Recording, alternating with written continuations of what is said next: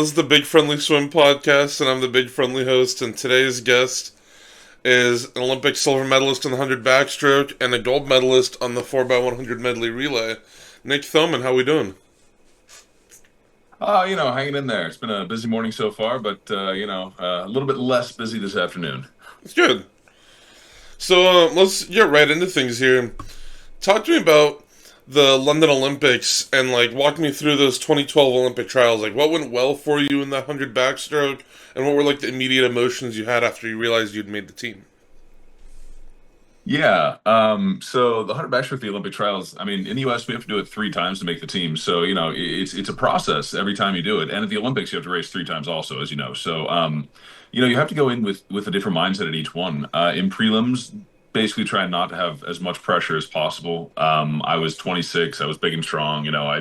I'd done the Olympic trials twice before, so I didn't really have anything pressure to get the top 16 to make it back to semifinals. Semifinals is where the racing kind of starts, and you kind of see who's got the legs, who's got the gas, who's pushing it out for the first 50, who's coming back hard on the second 50, all that kind of fun stuff. And it was fun to just kind of size up the competition in semifinals there. Just a lot of fun to race with the best in the country and to see the young kids coming up and the guys who are my age who were the big competitors at that point. It was a lot of fun to just be in that field and amongst some of the great ones there. And then in finals, it was an interesting race strategy that my coach and I kind of came up with for the Olympic trials for the 100 backstroke. Um, you know, uh, uh, in 2008, I overswam it a little bit. I went out a little bit too hard. I was just a little too excited and probably nervous, obviously, because, Olympic trials. And, didn't really want to do that the second time. Or this next time. So, came up with a race strategy to back half it a little bit. And I think I scared some folks in the stands. I went out and I was actually in sixth place halfway through. And my sister likes to tell that my father actually sat back down in the stands because he was pretty disappointed with how poorly I was swimming. Uh, but, I rocked those underwaters and popped up in third place and had the momentum to pass Plummer on the home stretch and ended up getting second place at Grievers in that race and made the Olympic team. And so, initial thoughts, it was just an absolutely phenomenal, just a it made it feel like all the sacrifice was absolutely worth it. Getting second place at the Olympic trials, making the Olympic team. That had been my goal since I was 4 years old. Well, six, since I saw the Olympics for the first time and really understood what it meant. But I've been swimming since age 4, so it had been a goal, low key. That's always swimmer's dream. And so it was just kind of the culmination of a career. But then also it's that pressure. Also, it's a different kind of pressure now because now you're representing your country, and now you're expected to go out there and do it again at an even bigger stage. So it's immediately excitement and an exciting kind of anxiety also in like a good way. It's one of those things where I think the United States is so uniquely different compared to a lot of international teams. Because it's a fight just to make the team, and it's Yeah. two different schools of anxiety. Where one of them you have to compete against the best in the country to make the team, and then you're all right, I've done that. Now it's an entirely new challenge that I have to figure out. Absolutely right. And you're absolutely right. But interestingly, happily enough, a lot of us who are in that position, I mean, David Plummer, Grievers, and myself were the top three that year. And we'd all been to worlds at least once or twice before. We'd all, competed at the international stage several times. We were all international medalists already. I mean, Grievers already had an Olympic gold and silver Yeah. medal. So we were all fairly experienced in my year, and that was a really, really fun kind of field to go up against. And so, yes, you had that step, but it wasn't like a huge next step for especially for us backstrokers that year. And that was great because that allowed us to kind of take a leadership role and help, some of the younger athletes, because that was, some of their first Olympics and some of them are still going. This is a funny story actually, but I remembered it very briefly when you were talking. We actually have crossed paths before. Really? Um, at the 2019 U.S. Nationals, the ones in Stanford. Yeah. I'm sitting in the stands, and I hear this guy yelling "Go Schmitty," and I'm like, "Who is that?" And I'm like, "Oh my God, that's Nick Thoman right there." I mean, how can you not cheer for Schmidt? Yeah. I Oh, mean, 100%. But I don't know why that like clicked him, because you were talking about like cheering for those younger athletes, and she was like, I think like 17 or 18 at that meet, like, and it just Yeah, kind of absolutely. clicked in my brain. But like, we have crossed paths before, like very briefly, like 6 years Oh, that's wonderful. ago. So, talk Oh, to that's me great. about the silver in the 100 back in London and the gold in the medley relay. Like, what does it mean for you? And this is a fun question that I love asking. Like, I've asked this question to Matt Grievers. I've asked it to Ryan Murphy.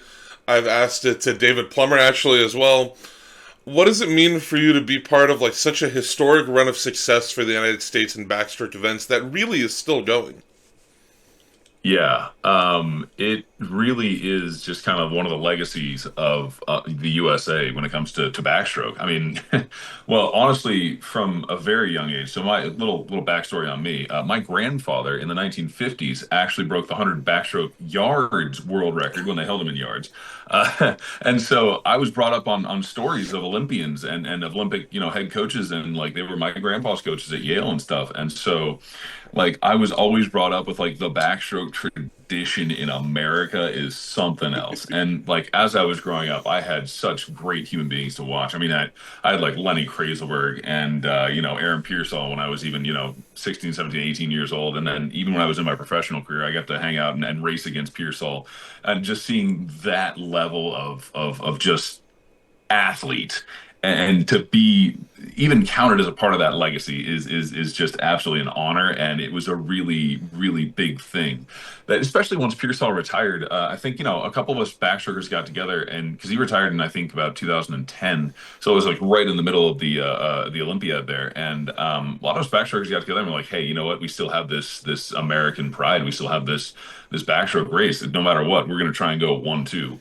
And honestly, leading into finals, my coach basically laid down the gauntlet. Marsh was one of the head coaches or he was one of the coaches of the Olympic men's team that year, I think. And he he laid down the gauntlet. He's like, "Hey guys, last couple of years we've taken the gold and silver in this race. Let's just do it again, like in front of the whole, like right at the ready room, like right before we're about to go in there. So you know what the ready room's like." And so everybody's probably just like, but that's David Marsh and Team America. Sometimes you just gotta, yep, that's who we are. Time to put on that mantle. Let's go. Whether or not you got it, you got to say, "Yep, I got it." Then you go. It's very like it reminds me a lot of like something Lily King would say. I think like I it. can see that. It's very like, but like having met David Marsh like once or twice now, it checks out like Oh that. yeah, no, and he can say the right things at the right time to Yeah. just push the right buttons. And you're just like, whoop, there we go. That's what it was. Was he coaching at SwimMac at the time, or was that after London? No, he was at SwimMac, and I was Okay. with him at SwimMac at that time. Yeah, yeah, we had a great crew out there at SwimMac. We had a whole bunch of folks who made the Olympic team. That was a phenomenal year. Yeah, that I specifically remember watching like I think Cullen Jones was. I think Lochte joined after.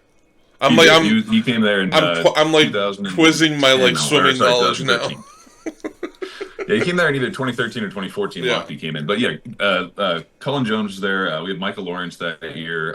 Carolyn Joyce came out there for a couple months before she made the Olympics too. I was there. Davis Tarwater was there, and I know I'm forgetting some folks, but it was a great squad that we had Yeah. put together, and we just pushed each other to greatness. It was a lot of fun. I just like I can't remember names or faces, but I can remember the amount of swim mat caps that I saw watching like those Olympic trials. Yeah. Oh man. Well, we were one of those first like super massive teams that are kind of exist. Well, not we were one of the first. I mean, they're always been the ones in Yeah. the Northeast, but in swim back we had like 3 or 4 different locations. We had like 1,000 kids, and it was just a massive program. And we had a lot of Olympic trials qualifiers. You're right. We had like several different areas. We had several different Olympic qualifiers from those areas. It was a wonderful time. So you broke two world records in 2009. One of them in leading off short course meters 400 medley relay, alongside some pretty storied names in the sport. Can you talk about like what it meant for you to hold that world record for 6 years, in addition to also for a time holding the world record in that relay? Yeah, so that was a wild ride. I didn't even come into that meet thinking that I was going to be the A guy on that relay. It's a random meet. It's the duel in the pool. It's 25 meters. So us in I America, wish we we never still really did that see meet. that. Right. I wish It we was did. such a That fun was meet. so much fun. It was so much fun. And that year was this the US versus European All-Stars. And so like I had one of the best in the world that was going to be next to me and Liam Hancock. He's a 50 backstroke guy. He held the world record in the 50 backstroke for a long, long time. And so I knew that if I had the gas to go out with him, I might be able to hit something. I might be able to go really fast because a month before I come like 3/10 off the world record in Italy, just like with the tech suits, of course. This is like the last year of the tech Yeah, suits. But I wasn't even tapered fully then. So I was like, hey, let's see what kind of gas we got. This is the last time to have some fun with these suits and have a kick in the pants. But honestly, being put on that relay was a huge honor. That was my first like A team, A national relay where I was like the guy going, and I let off the Gangloff who was on a 400 medley relay 4 years before or 2 years before or the year before, sorry, and got a gold medal there. And Phelps and Nathan Adrian lead like finishing off that sucker. I mean, that is a couple of legends in there, yeah. and that was just an honor to be put in that and to be asked. I was like, absolutely, let's do this thing, and I just wanted to throw down. Honestly, I didn't even know I'd broken the world record until I popped out. And I was cheering for Gangloff, and I remember my dad yelling down from the stands, "Hey Nick, you just broke the world record!" And I was like, "Hey!" And then I just kept cheering. So that was really neat, and the fact that I mean, yeah, we had the tech suits on, so yeah, I had a little advantage in having it stick for the next couple of years. But 6 years is a good long time for a Yeah. world record to stand, so that was pretty fun. That was pretty neat. And there's a bit of like, I don't know if poetic irony is the right word, but like there's a bit of poeticness in the fact that it was Grievers who broke it. Yeah, Like that, I don't know why that just made me laugh a little bit. I was glad that that record stayed in the U.S. I think it's with the U.S. again now. I think we do still have. I Yeah, think we do have it it's again. Pullman Yeah, Stewart broke it. He broke it a few years ago. yeah, it's pretty epic. I'm pretty Yeah. excited. They're starting to bash it back down. That's really fun. So it's not often that I get to. Oh my god, that voice crack! That voice crack was so bad. I'm sorry. Um, I'm sure you're noticing. I get a little bit like there's a little bit of like silliness in my interviews, just a touch. Okay. Um, so it's not often that I get to talk to somebody who swam through that like 2009 like supersuit era, and this is something I've been always curious about. Yeah. Describe like the difference in racing in those suits and then racing in tech suits like in 2010 and beyond. All right. So when you're swimming a 50 and your legs just feel fresh the whole time, no matter how hard you push them. Yeah, Imagine doing a 200 like that. I kid you not, dude. Like you just turn your legs on and let them go, and they would just keep going, and the rest of you just like, yeah, we're good, it's fine, let's do this thing. It took the core, it took all the like the muscles that you really have to flex in your core took a lot of that out. So you didn't have to just hold your lower back. You didn't have to hold your abs as a backstroker. So you could just actually focus on being a more powerful athlete in certain ways, which was great for the sport in some ways, but also a big detractor because, stability is a big part of being a swimmer. So it really did just let you just kind of hold on to your form for as long as you wanted to, as long as you had the gas. And like your legs just wouldn't die kind of the way that they do these days. Now, that being said, I think swimming is a better sport without the super suits, but I think it taught us a lot about how to swim as more athletic human beings. it's really interesting to look back at that like that era of swimming and see like who was able to continue like excelling afterwards, who was still able to make international finals or win medals. And like I don't think the best times mattered as much. I think it more Mm-mm. of just like were you able to keep up With with everybody the else in the world. changes. Yeah. Yeah, exactly. Yeah. And there was some people who weren't. Like there was like that 800 freestyle, the men's 800 freestyle world record. No one's gotten within 5 seconds of it since it was set. Yeah. Yeah. And even the guy who set it, I think he retired a few years later. Yeah, absolutely right. And it is discouraging when I mean, I went my best times with the super suits on, and it is a little discouraging when you never see forward progress at that again. And it's a little disappointed. Now, the one meet that I had where I actually did progress past my super suit times, I actually broke the American record in the 100 backstroke without them in 2014 or sorry 2013. That was phenomenal. That was so much fun to see that I was actually making physical progress as a human being past the super suit line and knowing that, that plateau was kind of over and I was, in the right trajectory again. So that was really fun. But there was a big mental impact it had on us athletes when, you know, you were great, you were great, you were great, and now what you were doing, now it just doesn't work anymore. You have to totally reconnect with the roots of swimming again and change what you're thinking about. And a lot of people just couldn't do that, and that's really tough to just change gears in that way. And it's basically like swimming a whole different stroke, especially for butterfly and breaststroke. And I think like it obviously took some time, and it took people being able to excel past those 2009 records to really like open the floodgates of like, oh, they're not untouchable. Like I remember, I think 2010 Commonwealth Games, a few people got close to them. I think like Camille Lecour got like hundredths off of like the He 50 was a backstroke tenth off world the world record. record. He was a Yeah, tenth, yeah, he was really close to it, and then obviously Lochte broke the 200 IM world record in 2011, and that like it yeah, started it. But I think yeah. in literally just like the past like 6 years, it's been like this onslaught of like 2009 world records. Are I think most of the men's ones are gone. I'm excited about that. I'm Yeah, really happy about that. Yeah, that's really cool. And I gotta say, let's throw a shout out to Gretchen Walsh because she broke 15 world records last year.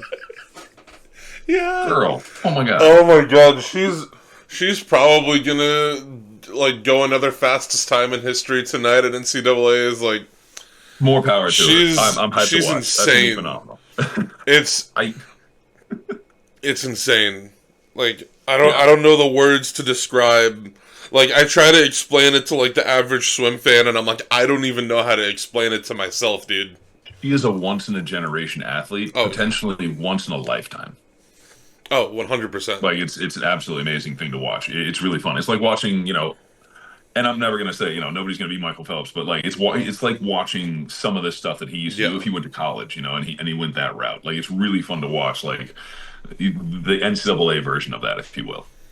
I mean, I'm never gonna forget like at Olympic trials, like watching her break that 100 butterfly world record, like in Move, the stands. move. Oh, I'm It I'm was I'm insanity. Like the I'm jealous you were there. I my god, I like have to like kick myself sometimes and be like, you were at Olympic trials.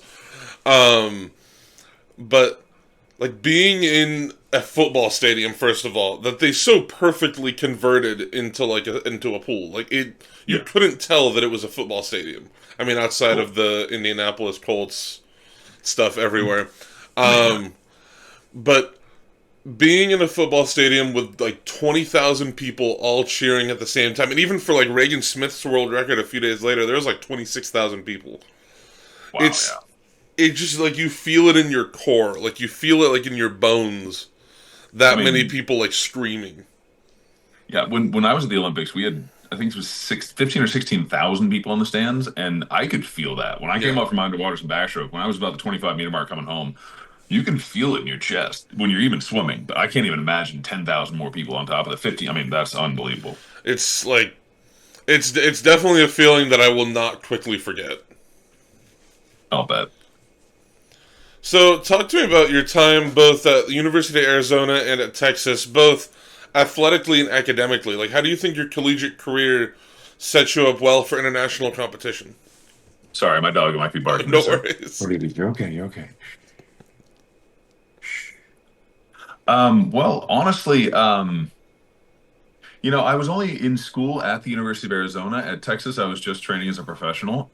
So school just wasn't the right fit for me when it came to college. I was not in a place where I could focus both on that and my professional career. And also, by my sophomore year, I had gotten second place in NCAA's, and that was enough for me to show to myself that I was really good at the short course thing, but my long course times were still only about top six in the country, top eight, and I was pretty struggling there. And I decided for myself it was time for a refocus. So I decided to end my school career, go professional in swimming, so that I could focus more on like the long course aspects and try and make that transition. And so I moved to Texas and trained with Randy Reese mostly and Eddie Reese every now and then whenever he'd let me in on practice and stuff. And that was good. That was a couple times a month, maybe almost once a week. where I could get like real good, intense training with some of those college guys. But a lot of the time, I was just really trying to focus on getting my long course core, which is a whole different kind of feel than short courses. I agree with exactly what you're saying. Like, I mean, both on the school side and the long course, short course side. Like, I took a like for me personally, I've taken a lot longer to graduate because I was a Yeah. biochemistry major. Oh yeah. Um, and obviously, when COVID hit, doing in person lab classes became very difficult. And You don't say. unfortunately, I was only really retaining the information when I could use it in a lab. So my grades like plummeted. And then, like, starting the podcast, first couple of interviews with like Tom Shields, Nathan Adrian, like big names in the sport, and like I forever credit them with like sort of putting me up on a platform where I could get more interviews. Hmm. Um, but eventually, I kind of realized, oh, this journalism and communications thing is kind of fun. I think I want to do that. And now I'm at this point where I'm like, I've been to Olympic trials. I'm doing an internship with Swimming World magazine. Like I've gone out to all these like colleges and done like media work there. I'm so done with being in school. But I just want like that degree so that I can have it and it like opens the door for me for more jobs. Yeah. But like I fully get the like I just I'm so done with being in school.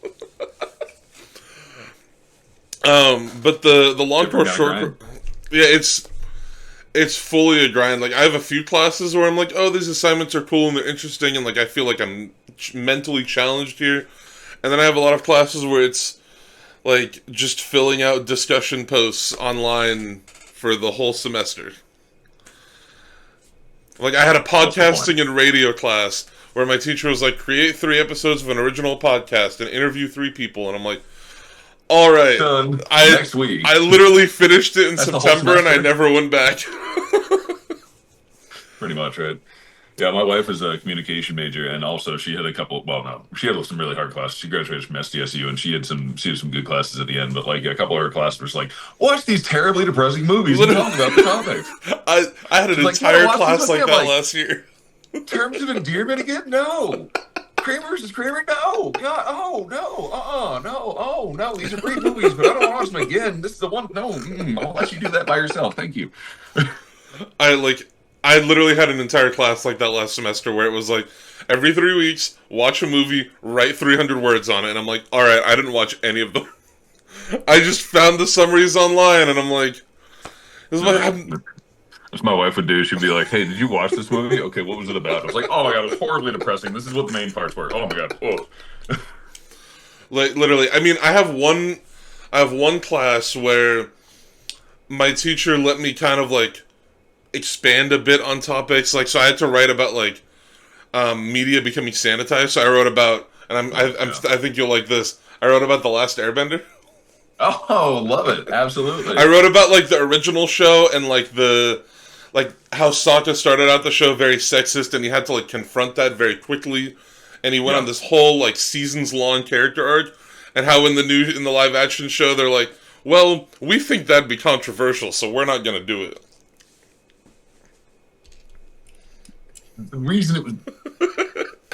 Right? Yeah, I'm with you. Like they're missing the Absolutely. point. Yep, that was the point. It's supposed to challenge your ideas as a Yeah. child. Come on. Shows are how we deal with big feelings. Literally. Come on. I'm like, and then I wrote another essay on, my most recent essay was on Severance. Oh, all If right. I have you've, not seen that one actually. it's No, I've seen pieces of it, but like not the full series. It's an interesting concept. it's worth getting Apple TV for, I think. Oh wow! It's All right, that's big talk. but I mean, at the same time, if you want to get a free trial and just binge the whole thing, the season 2 finale is this Thursday, so right after I that would mean, be the perfect time. I just got my new 16, so that's a good idea. I'll just get the free, 3 month whatever, and then Yeah. cut, mix it. Yeah. So so this is something I like to ask a lot of swimmers, and I think a pretty like it's a pretty good like question that is different for everyone. What is, in your opinion, a race that you'd say like defined your career or was the most important moment of your career?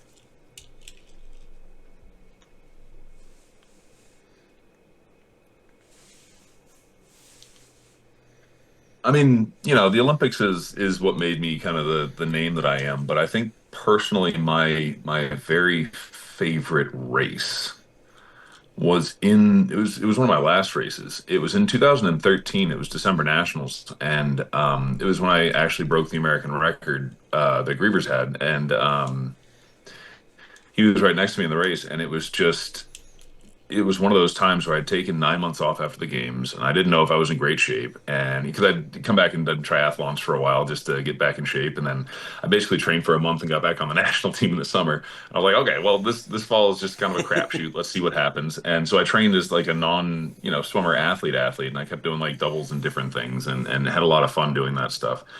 And I came back and I raced really hard. I had three hard races, well, one easy and two harder races, and I raced really well 3 times in a row that night. And that's not something I was able to do much of before in my career. And I broke 3 American records in one night. And as part of a relay, so 2 for 1 in one of them. But on my own, a couple hours later, breaking the 100 backstroke world American record was it really made me feel like I had put myself back together since the tech suits and since the Olympics, and since there's always that big mental letdown after the games. So that was just a really nice. It was an experience for me, and not as a part of the national team. And yes, I was swimming as part of Swim Mac, and did it as part of relay and stuff. But it was nice for me to be able to put a benchmark on. I have gotten better since then. I'm working towards my future goals. I am a better athlete than I was, and I'm excited about the future. And so I think the 100 backstroke at Winter Nationals in 2013 was probably my favorite race, and the fact that my underwaters were just so on fire that night. Like that was the thing that really defined my career, was my underwater dolphin kick. And I came to being a long course swimmer, but underwaters are my jam. And it just felt like I was dancing with the water that night. It was one of those things where you just have that connection every now and then, and it's a beautiful thing. And I had that in that race, and it was one of those perfect races where I asked for it and it happened. And it's a really hard feeling to describe, but that's one of the few times it actually happened. I get the feeling of like feeling like sort of everything has come together for you in this like perfect race. Like Yeah, pretty much. that happened to me towards the end of my collegiate career, in very bittersweet circumstances. Um, Often. I raced 2 miles. My last 2 years, I raced the mile at our conference championships both years, and I lost both races by a combined 19 100ths of a second. I can't be too mad at it. One of them, my teammate ran me down, and like he literally was behind me with 5 yards to go, and then beats me by 6 100ths. Um, but we both dropped like a minute, so I was like, I can't be too mad at that. And it was one of those races where like it felt like I was just, it felt like I was at practice, and it felt like everything was coming together perfectly. And it was a similar feeling the The good following burn. year. Yeah, like the good like Yeah. hurt where you're like, I'm in the zone right now. I'm racing against my teammate. This is a good time. And then the following year, I was stroke for stroke with a guy, like to the point that we flipped at 3 different points in the race, and were exactly at the same time at the wall. Like we tied 3 times, Love it. and then he beats me by 13 100ths. But I dropped another like 40 seconds. So I'm like, I couldn't be mad at either result. Like it was such a good race, and then just the little footnote at the end of like, oh, you got second both times. You know, it's weird. We dream about our goals and how we're going to get them, but oftentimes when we get to our goals, it doesn't look the exact same way that we Yeah. that we imagined. And it's still we got there, and it's still amazing. It's just like you said. It sometimes it's just a little bittersweet when it comes to things like that, because a month, 2 months after that race, I eventually had the career-ending injury. So that was my last fun race of my entire career. So like you said, bittersweet. Speaking of that injury, and this is something actually I've wanted to ask you for about like 9 years. Just to preface this question, um, because I remember watching the 2016 Olympic trials, and this was the first meet I'd paid attention to. Like I was 15, I'd just done like summer league swimming, and it kind of had like lit that fire in me of like, oh, I love this sport. Like this is what I would like to be doing. Um, and like I remember seeing your name on the start list for the 100 backstroke at trials. But then you were absent from the heats, and obviously, if this is something personal, don't like you don't have to disclose anything. But I'm wondering if you could talk to me about that, like that nagging shoulder injury that you had, that ultimately led to, from what I could find, it was the driving force behind retiring from the sport. Absolutely. So in February of 2014, I was in a practice, and it was the end of practice, and we were doing some speed and power work. And long story short, I dislocated my shoulder, and in doing so, I tore all the nerves off of a muscle in your rotator cuff called your teres minor, which is the Oh, one that's kind of right here, and it's yeah. responsible for anything stabilizing when you're above your shoulder, when your hand is above your arm. Or sorry, when your arm is above your head. Third time's a charm. When your arm is above your head, that's the muscle that's responsible for stabilizing it. So, basically, when you're placing your arm for backstroke and taking a catch in backstroke, that's the muscle that you're using. That's the one that you're pulling on. So I tore all of the nerves off of that muscle. So the muscles themselves in my shoulder, the joint itself, it was all fine. But to this day, I have nerve damage in my shoulder. So it was a difficult process because the muscles themselves, I know they're fine. I know I have full motion and full ability to use them. But the only impulse I get back from that shoulder muscle is pain. And it's not just like a little pain, it's a stabbing, sharp, hot pain all the time. So it takes a fair amount of, well, so I tried to go the conventional route and do physical therapy, and I was on prescribed painkillers during the 2014 season, and I did not participate very well. I did not have very good swims. I made the national team, which was wonderful, but then I decided that the prescription drugs weren't there for me. I could not get my heart rate up enough, and it wasn't helping with the pain enough. So I decided to not do that and go with the meditation method and try to be more spiritual in that way. And that does help. That is the best thing that I've found. But in the here and now, in the present, even just talking to you, there is pain in my shoulder, and there always will be. That sucks. Yep. That's that's normally I have some sort of response, like something to say like that just sucks. Yeah. I mean, there is hope. They are doing better things with nerve damage these days, and but it's still, it's still going to be years down the line until I can, get real, hopefully get real, success in fixing it. So Yeah, well, I mean, at the very least, like I know that anybody who watched you in this sport and watched you competing, like you definitely brought a lot to swimming in the time that you were like competing internationally. well, thank you. I really appreciate you saying that. And that does also answer the sort of on the joking side. That does answer 15-year-old me's question. Yeah, it But just 15-year-old me would have also been very sad for you. it's hard to love the sport the same way when you are hurting more. Yeah. It almost reminds me in a way of like what happened with Missy Franklin. It's sort of Okay. around Yeah. the same time actually. Yeah. Yeah, like I remember like full on like crying in her interview that she did at the 2018 U.S. Nationals, and there was something she said that like had always stuck with me of like she wanted to at least give it everything that she had and see how far she could take it rather than not know that she'd ever than not know what could have happened if she'd ever tried. And like Yeah. I've got her book somewhere. Her book's like over there. I've read it like 6 times. But it sort of eerily similar stories. I feel like obviously different injuries. Yeah.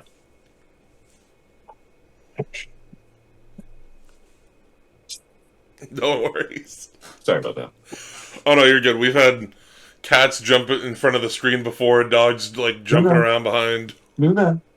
It's okay. Okay. I know we got a package. It's okay, sweetie. Thank you. All right. Bacon. All right, now we're good. So Yeah, no, and Missy's great. She's a wonderful person. I got to meet her for the first time when she was, gosh, like 13, 14 years old up in Colorado Springs. Her coach came to bring her out and train with us at Swim Bag for a little while, and we helped her out with her starting her underwaters that day. It was a lot of fun. she's like I said in relation to you, like she's one of those people who I think is a blessing to the sport. I feel like we're so lucky in swimming. Like we have sort of like a endless amount of just positive people in the sport. Like all of these people who are like, if you're like a young swim fan, there are literally dozens of people, if not more, that you can on every international team that you can just kind of like latch onto as like this person inspires me. Like this, I'm gonna cheer for this swimmer. Like I think we're so uniquely special as a sport for that. With us and I would venture to say some of the track and field sports also, it's such an individual hard work, you get what you put into it sport Yeah. that I agree. Just about everyone who makes the international stage is a laudable athlete when it comes to the Team USA.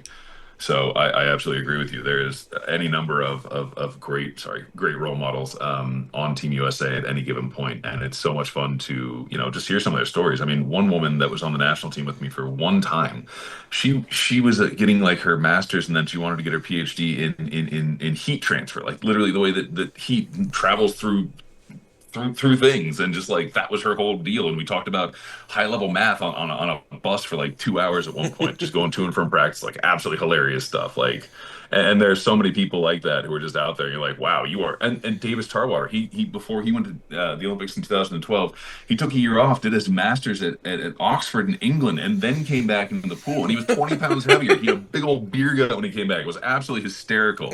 We did a whole bunch of open water swimming with him. It was great. So just there are so many fun people and interesting stories on the national team, and I'm happy that you're doing a podcast like this that you can share some of those stories. That's a great thing. Oh, it's one of those. It's this podcast is sort of like evolved from like I used to be a gaming channel.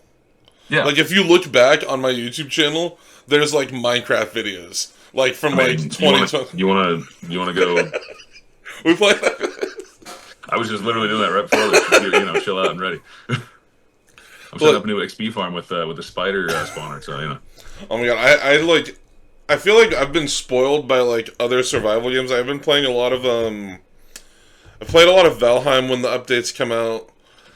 Most recently, I've been playing this game called Repo, Okay. which is not a survival game, but it's like, have you heard of like Lethal Company? Yes, absolutely. I know that one. It's very similar to that. Okay, cool. This company's a cool idea. Yeah. That's a Oh fun yeah, one. I have like 300 hours on that at this point. It's kind of bad. Oh wow, Like absolutely. Well, you might have taken through some of the maps and stuff. That'd be cool. literally. And if you want to play sometime, let me know. Yeah, absolutely. I'll give you a holler. Absolutely, it'd be fun. If I have the time coming up. Holy cow, the summer's gonna be wild. But sort of like what I was saying, like this podcast has kind of evolved past, I mean, anything that I thought it would. Like a year ago, I had 300 followers on Instagram, and like I'd gone to like Golden Goggles, and I'm like, that's insane. I went and like I took a picture with Katie Ledecky. But She's awesome too, by the oh way. yeah, I mean, phenomenal athlete, phenomenal person. Like she's an insane individual in the best possible way. Oh, right. I mean, and I think the 15-year-old version of Katie Ledecky, and to see where she's blossomed into is just an absolute. I mean, she is a phenomenal Oh yeah, human being. I like. There's I know it's like a very uphill battle, but there's a part of me that wants so bad to see her win that 800 freestyle again in 2028. Like, I know it's becoming less likely with how fast the rest of the world has gotten. Like, it's going to be not as easy. But I'm like, it would be insane. Like, no one's ever done that. And that's what makes it exciting, Yeah. and that's why we keep watching. That's why we keep going and doing sports to see who can push the envelope a little bit farther, who can be this for a little bit longer, who Yeah. can hold the records, and just like, I mean, absolutely right. I mean, to be, like, undefeated in the same event for... I mean, she's been beaten in the 800 freestyle, but to be undefeated on the international stage, like, at a Worlds or Olympics for 13 years... Like That's wild. not even Michael Phelps can claim that to his name. Absolutely right. Absolutely. But sort of. Sorry, I keep getting like I love talking about swimmers, so I keep getting like off track of what I was saying. Um, but it's grown into something where I'm like I've realized I have this platform and like I have this ability. I mean, it's not a big platform, but like 3,000 followers ain't nothing. Where I have this ability to like prop up other athletes and prop up people in the sport, and I'm like, this person is cool. Look at this person. It's something that like I've never taken for granted, and I don't think I'll ever be able to take for granted. Because like I've loved this sport and I've followed it to a very like insane degree. Like the encyclopedic knowledge I have of swimming is a little bit frightening. But like I followed it to an insane degree, like almost for a decade now. So it's in some ways feels like I'm like dreaming, where I'm like I get to cover this sport that I love and talk to these people who 10 years ago I would watch on TV and be like, those people are awesome. It's something I'm never going to be able to like fully process or like take for granted, I think. Well, I appreciate you doing it, and I know I'm sure at least all 3,000 of your fans, plus everybody else who listens, is subscribers at least, is gonna absolutely appreciate that you do these two. I mean I'll be at like swim meets and I'll have coaches come up to me and be like, "Are you the Big Friendly Swim podcast guy?" Or like when I was at Olympic trials, it happened like 4 or 5 times a day where I'd get stopped like walking to and from the pool by somebody like, "Are you the Big Friendly Swim pod?" Or somebody would like shout out my name, and I'm like, "Hi." I don't know who you are, but hello, I love Hello. you too. Like parents of kids that I'd How are interviewed you? I love you. came up to me and like thanked me for interviewing their sons or their daughters. Like Yeah. it's it's like a very validating feeling of like, oh my god, like this is a story that I've told. Sorry, I'm getting so off track here. Um, the moment I knew like, oh, I'm actually like doing something that's affecting people in a positive way was at Olympic trials. I think it was night 5, the women's 200 fly semifinals.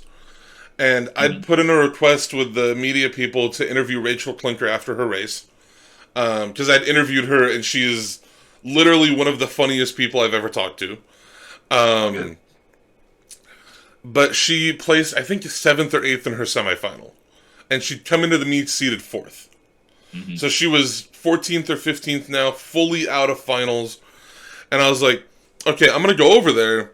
But if she doesn't come talk to me, like, I fully get it. Like, that's Yeah, a having a tough crushing race like race. that, that's brutal. It really is. Yeah, Yeah. no, I feel. But to my surprise, she did come over there. And the first thing she asked me about was how I was doing and if I was having fun and like how the experience was for me. And I'm like, I was like about to cry. Like I like teared up a little bit after the interview. Um, Yeah. but the people working in the media, they told me the next day that she had initially said no to doing any media stuff when they asked her after the race.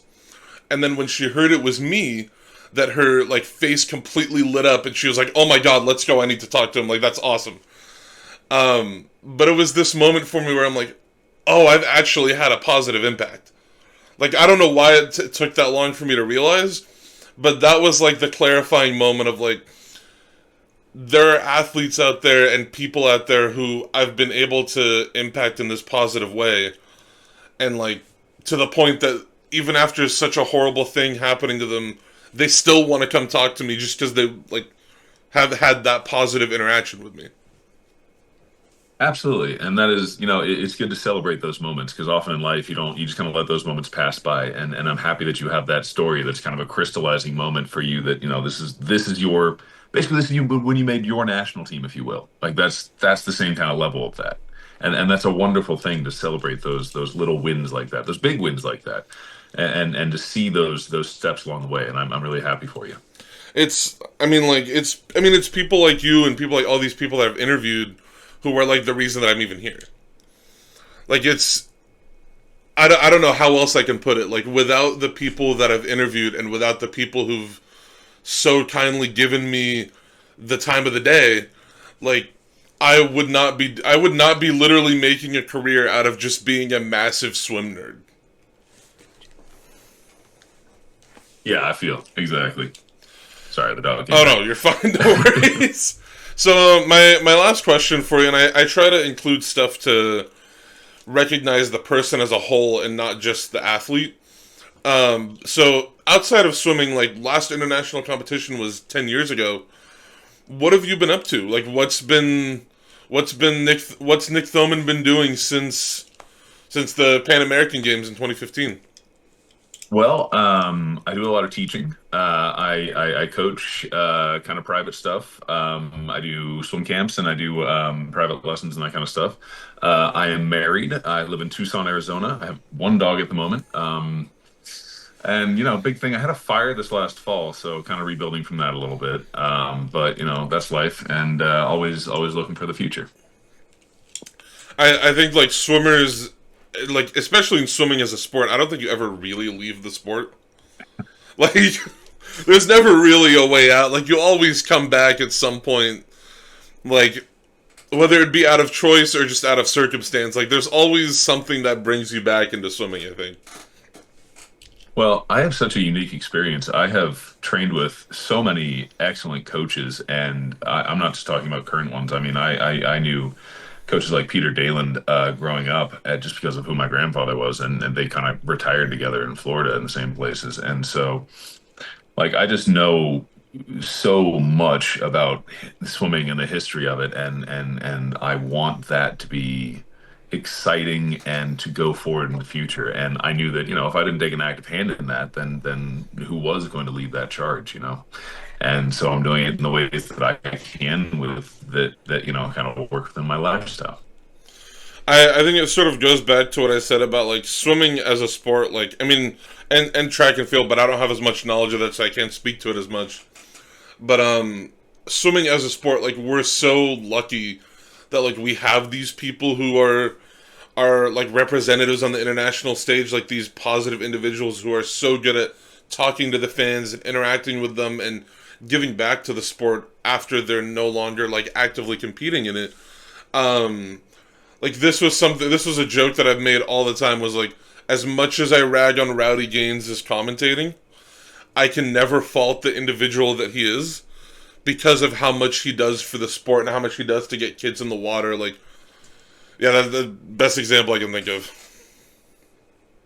I mean, no one can fault his enthusiasm, Yeah. and that's a Oh, wonderful thing. absolutely. And it's and you're right, he has brought so many people into the sport, and it's a wonderful thing. And the one thing about the water is that it's everyone's own personal journey. Yeah. 'Cause it sounds different for everyone, it feels different for everyone, it is different for everyone, and no one can tell you that because it's just you by yourself quietly a lot of the time.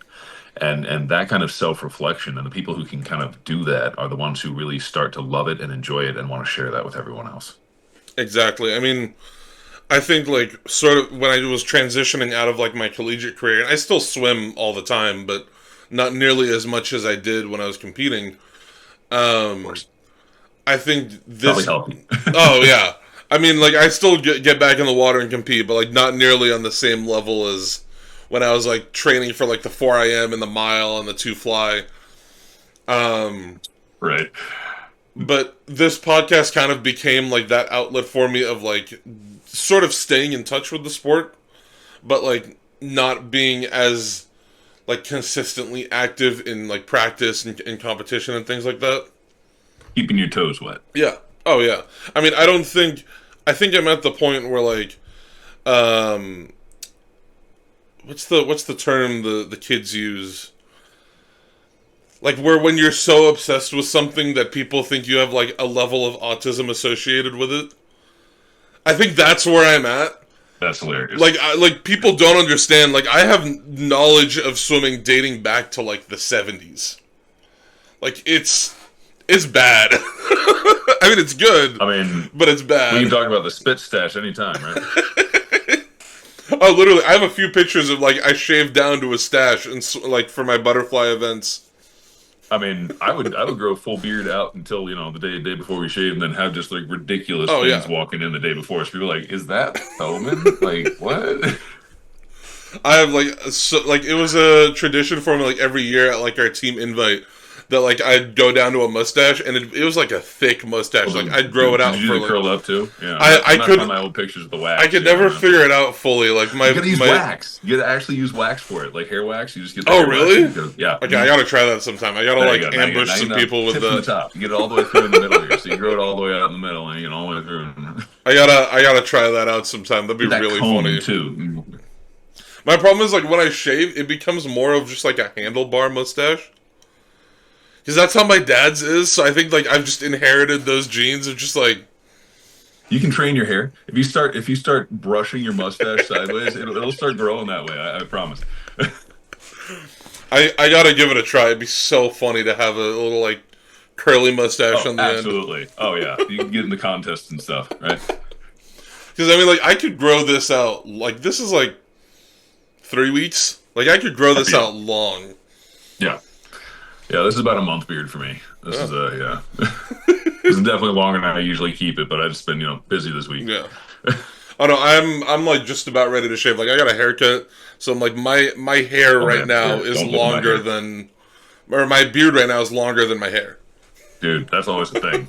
And sometimes it's an intentional thing. In the winter, not gonna lie, I do that sometimes. Oh yeah, I Keep keep a little it bit I keep it longer, long when you it's know? cold out. It's been like 35 degrees, and Where you at? I'm in the Bay Area, like 40. I'm in Livermore, like 40 ooh, minutes south of cold San for the Bay Area. Francisco. Yeah, it's been Gotcha. cold. It's been cold at nights. Oof. But I mean, Mark Twain said once he spent the longest winter of his life one summer in San Francisco.